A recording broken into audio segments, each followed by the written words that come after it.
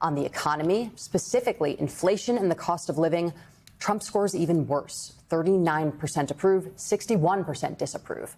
And more than 1 in 5 Americans, 21% surveyed, said that they felt furious with the Trump administration's actions since January, the most commonly held feeling among those surveyed. That frustration is spilling into the streets with mass protests yesterday in Washington, D.C., Philadelphia, and Chicago against Donald Trump's attempted law enforcement takeovers and his expanded immigration crackdowns. All of this comes as new economic numbers show a weakening jobs market and rising prices as Trump's tariffs take hold. Friday's jobs report showed employers added just 22,000 jobs in August. The unemployment rate ticked up to 4.3%. Factories and construction firms shed workers, and the revised data showed the economy actually lost 13,000 jobs in June, the first monthly losses since the COVID-19 pandemic.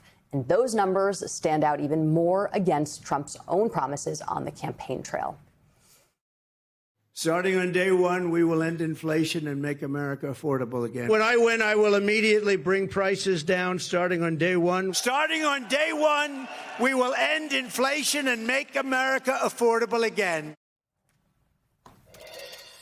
Joining us now is Basil Smykol, MSNBC political analyst and Columbia University professor, and Brendan Buck, former top communication advisor to Speaker Paul Ryan, and John Boehner. He's also an MSNBC political analyst. Thank you both for joining us this morning. Basil, I want to start with you.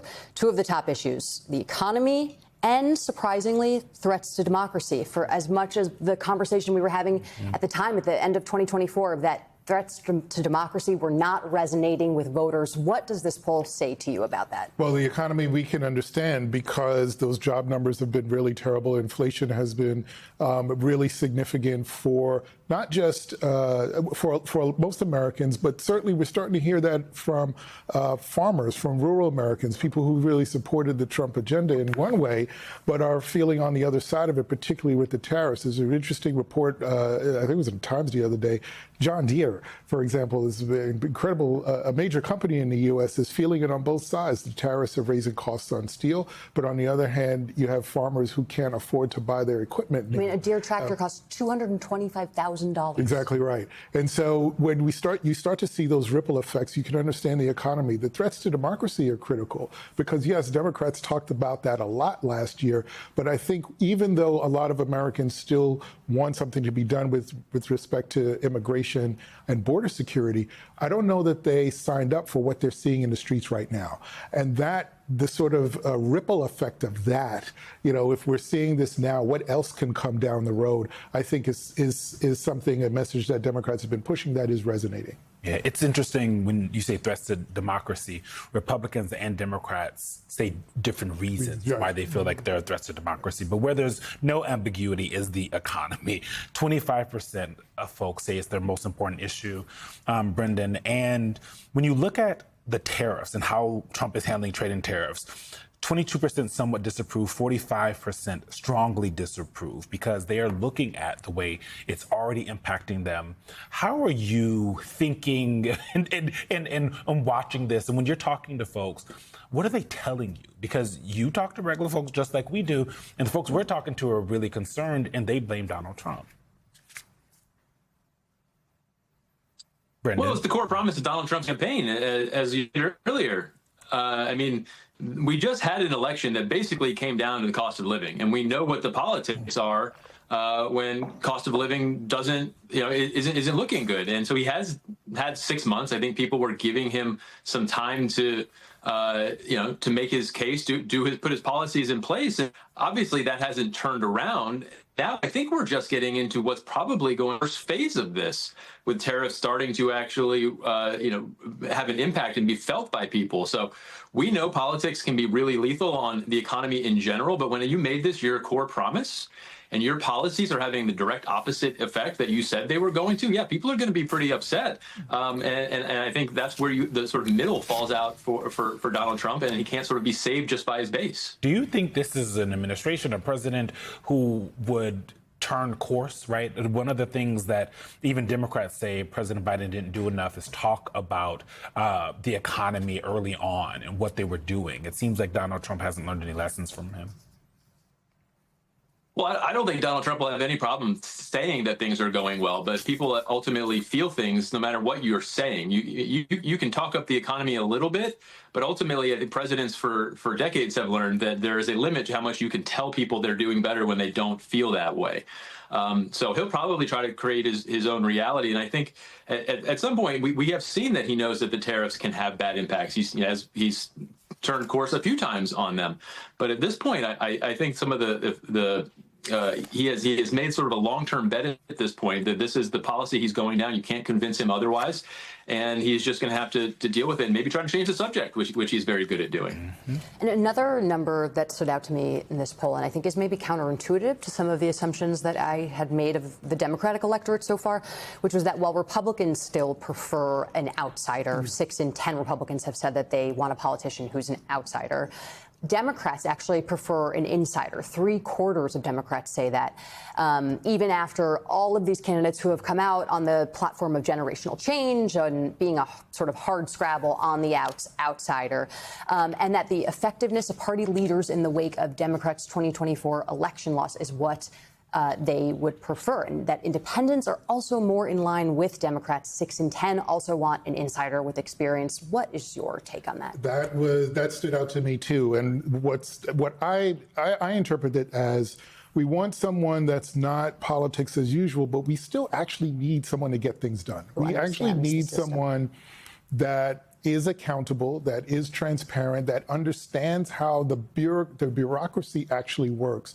And the reality is that, with the exception of a few major policy changes in our history, the New Deal, the war on poverty, even the Affordable Care Act, most Americans don't have a tolerance for sweeping policy change in short periods of time. And what we're seeing with the Trump administration is these really dramatic effects, these really dramatic policy changes where people are saying, well, wait, what does that mean? How is that going to affect my life?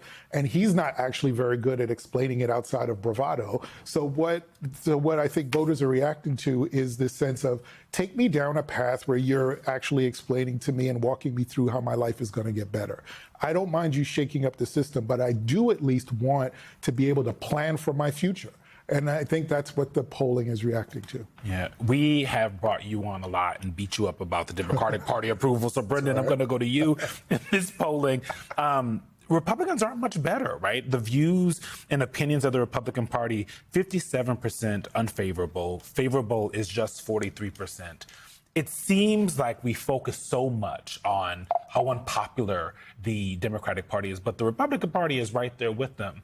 Do you feel like your party feels the need to fix their own, how the American people view them? Eugene, we would have taken those numbers any day 10 years ago. We've been in the dumps for a very long time. These are good numbers for y'all. Yeah, those are good numbers for us. I'll take that. Look, both parties are unpopular. And we have seen elections where a really unpopular Republican Party sweeps the midterms.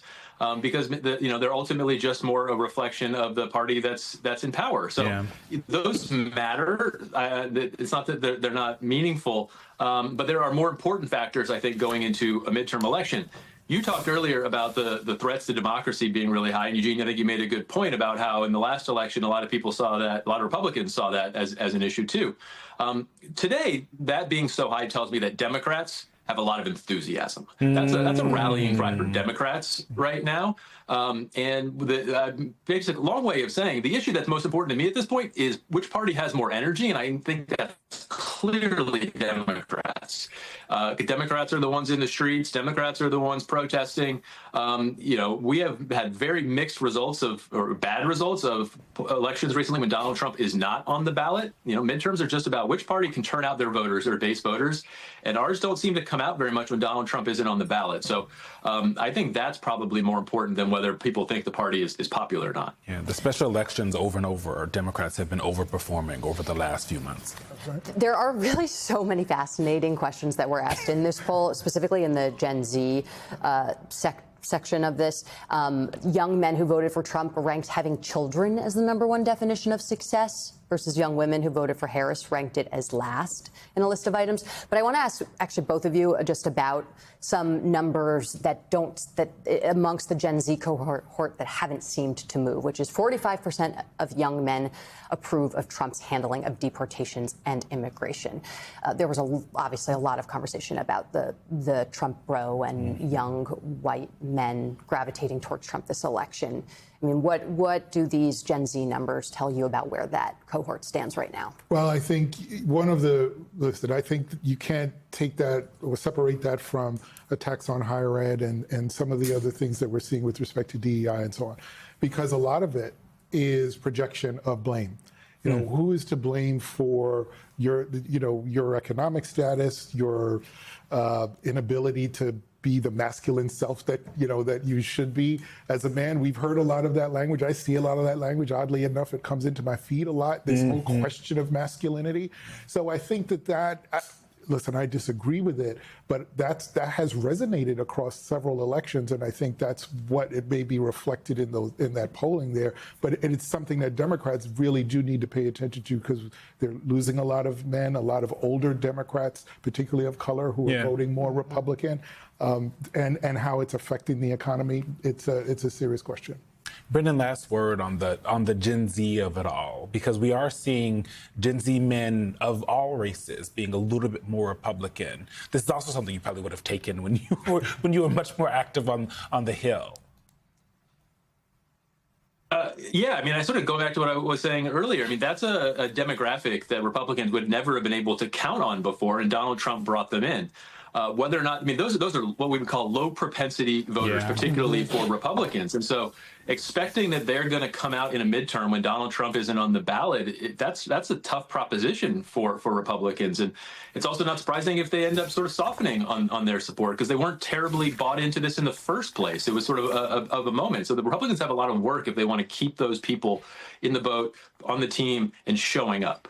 Yeah, I've been calling them borrowed voters over the few months. Basil Smackel, Brendan Buck, thank you both for coming on.